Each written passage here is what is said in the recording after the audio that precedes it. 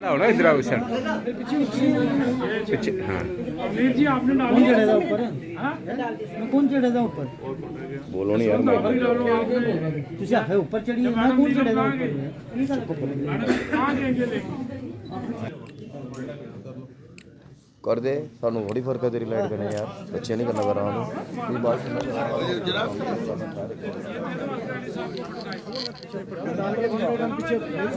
बाकी की दुनिया दे मैं दिख रखी हुई है अरे कर ले कर तू कर ले कितना कर गई 10 तो आया बात मैं करना तो सही तो परेशान तू उधर उठिए मेरे फ्रेम चाहिए तंग करने तू ना भी लाइट नहीं आने लड़ाना नहीं सारे बारे ये चक्कर है नहीं मानी समझ नहीं आती है मैं 32 साल होया काम करते हद तक बोलते रहते मैं कहूँगा कि ये इस मौके पे अपने थोड़ा सा आगे आइए यार प्लीज थोड़ा आगे कर लो प्लीज थोड़ा आगे आइए प्लीज माइक के पास प्लीज कुमार जी आज हमारे साथ जिन्होंने ज्वाइन किया और इनके साथ जो यहाँ बहनें आई हुई हैं, माताएं आई हैं, सबका आदाब, नमस्कार, सत श्री अकाल। फारूक साहब अंदर आइए, क्यों आप इतने से अच्छा चलिए बैठिए, कुर्सी है बैठिए, वहाँ कुर्सी रखवाइए साइड में रखवाइए। पहले तो मैं इस नौजवान का खुशामदीद कहता हूँ। इन्होंने फैसला किया, कल मेरी मुलाकात इनसे हुई और फिर तय हुआ कि आज हम यहाँ ये फॉर्मली एक ज्वाइनिंग करते हैं और उसके बाद इनका प्रोग्राम वहीं इनके इलाके में इनके लोगों में करेंगे। मैं इनको मुबारकबादी देना चाहता हूँ और इन सब लोगों को जो इनके साथ आज आए हैं सबको मुबारकबादी देना चाहता हूँ।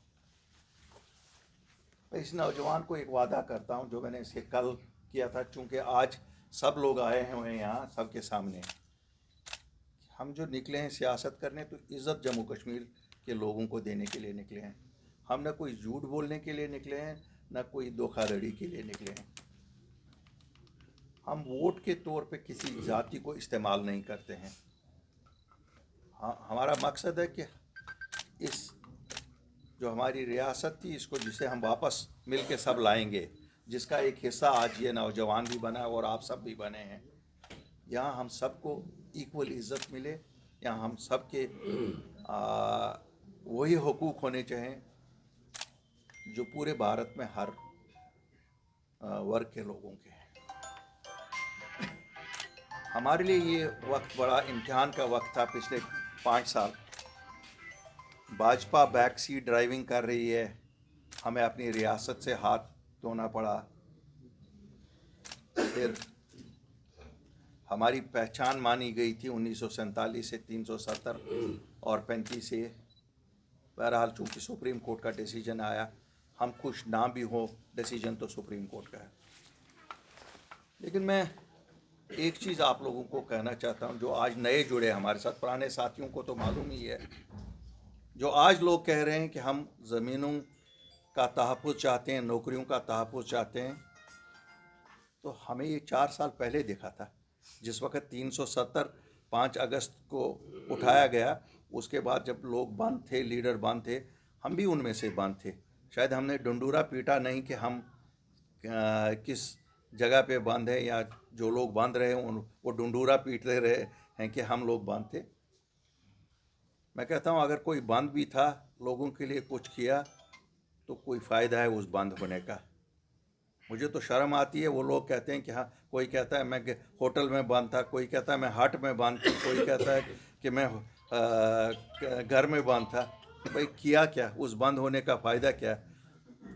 हम तो ये वो लोग हैं, अगर बंद रहे, घर में रहे या होटल में रहे या कहीं पे भी रहे, लेकिन हमने तो लोगों के लिए वो किया। एक तरफ से अगर भाजपा ने 370 हटाया, लेकिन जो असल मकसद उसका था, जो दिल उसमें था, वो ये था कि नौकरियां हम अपनी बचाएं, हमारे बच्चों के लिए ये नौकरियां जितनी भी जम्मू कश्मीर की हैं उनको मिले और हमारी ज़मीनें बचें।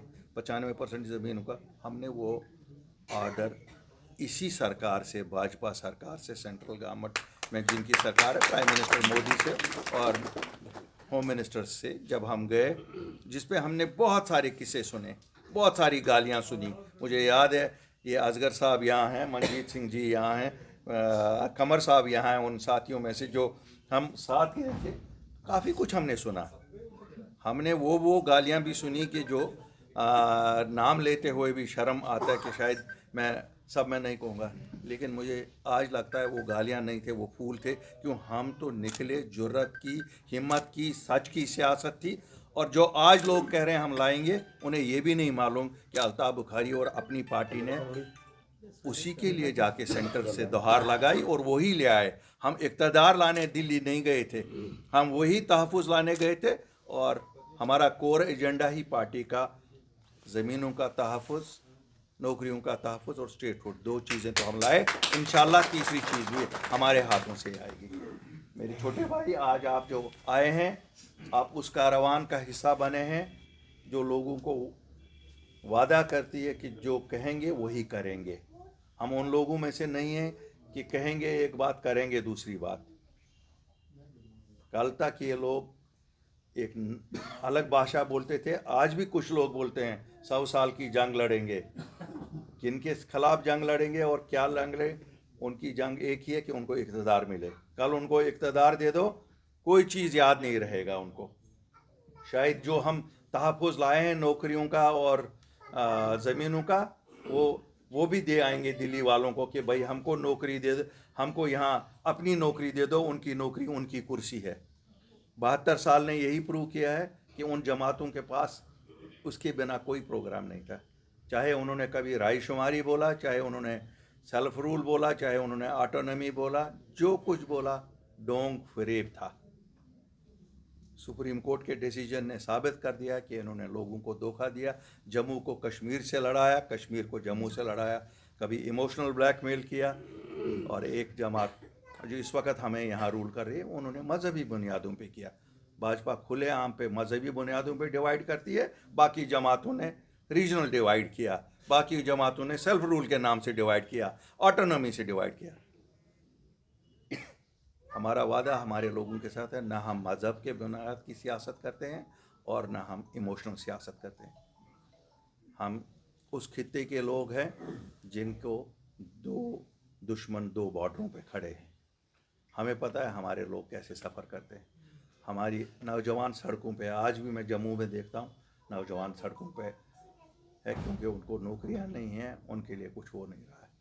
कहा बहुत कुछ जा रहा है, 70,000 करोड़ की इन्वेस्टमेंट है, लेकिन हमारे नौजवान को नौकरी नहीं मिल रही है। हम तो इतना ही जानते हैं। मैं अपने नौजवानों को कहता हूँ, थोड़ा सा सब्र और रखो, वक्त आ गया है।